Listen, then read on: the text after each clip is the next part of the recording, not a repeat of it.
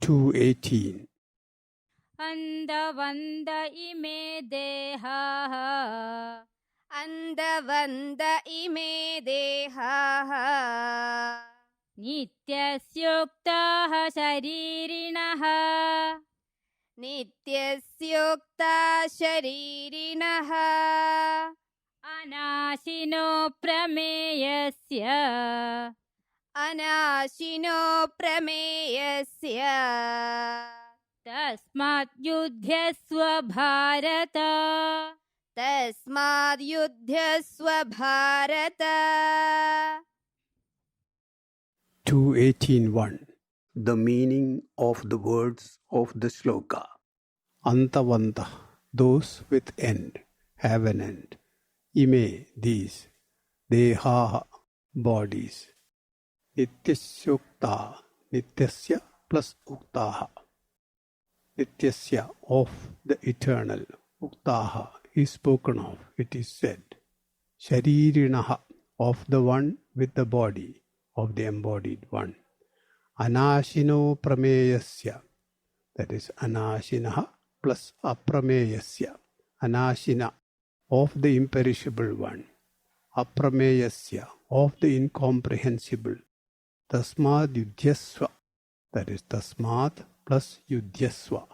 Tasmat, therefore, yudhyasya, you fight. Bharata, O the descendant of Bharata, that is Arjuna. 218.2. The meaning of the shloka.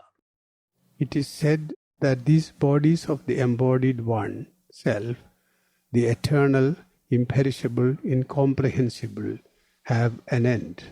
Therefore you fight, O Arjuna.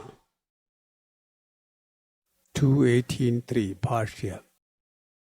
Antavantaha antaha vinashaha vidyate yesham te antavantaha yatha mृगतृष्णिकादौ सद्बुद्धिः अनुवृत्ता प्रमाणनिरूपणान्ते विच्छिद्यते सः तस्याः अन्तः तथा इमे देहाः स्वप्नमायादेहादिवद् च अन्तवन्तः नित्यस्य शरीरिणः शरीरवतः अनाशिनः अप्रमेयस्य आत्मनः अन्तवन्तः इति उक्ता विवेकिभिः इत्यर्थः।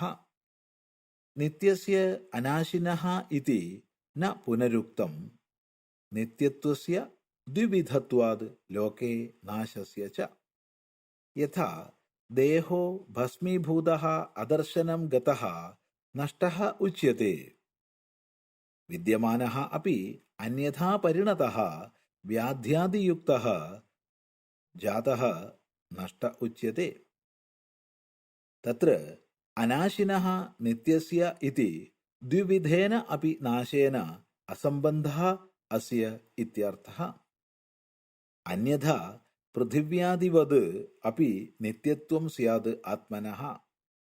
तद् मा भूत् इति नित्यस्य अनाशिनः इति आह। अप्रमेयस्य न प्रमेयस्य प्रत्यक्षादिप्रमाणैः अपरिच्छेद्यस्य इत्यर्थः। Translation. Antavanta are those with anta or end. Just as the illusion about a mirage ends when examined with valid means of knowledge, these bodies also end.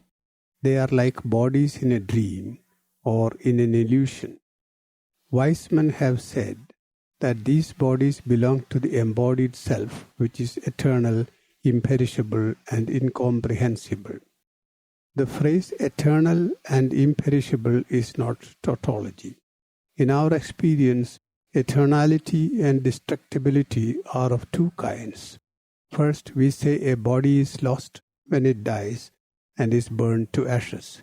Second, when the body gets transfigured due to affliction, we say it is lost, that is, has lost its original form. Here it means the self is affected by neither.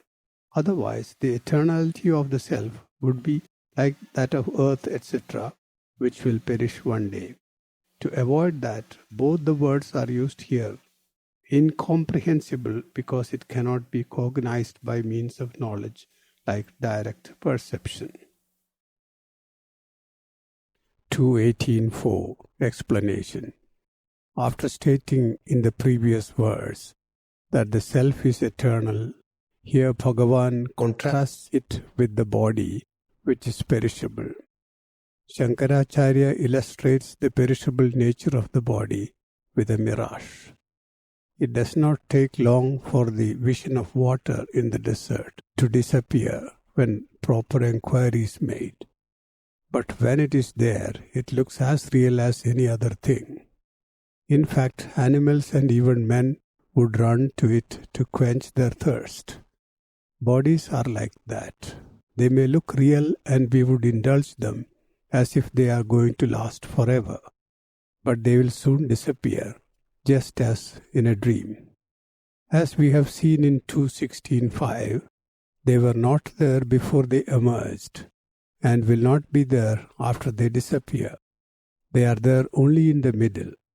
It is much like a mud pot, which exists only in the middle period between its creation and destruction. What is there permanently is only mud and not the pot. Even when the pot existed, in reality, it was only mud. The name and form of the pot had only appeared in the mud. Likewise, the body is only a name and form that appeared on the self. 2.18.5 It is the embodied self, or shariri. The term more commonly used to express this idea is jivatma, literally the self in the being. But while using this expression, we should not fall into the error of taking it to be something different from the ultimate self or Paramatma. These are only terms used to explain the concept. There is the more common error of taking Paramatma to be scattered in various parts in all the beings as their Jivatma. Both errors lead us to a dual view. The self is one and non-dual. It is like the sun reflected in different media.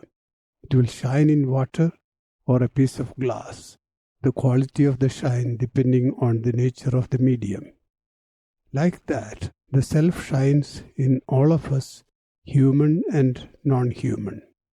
It is for us to remove, through dedicated practice, the dirt in the medium, namely ignorance.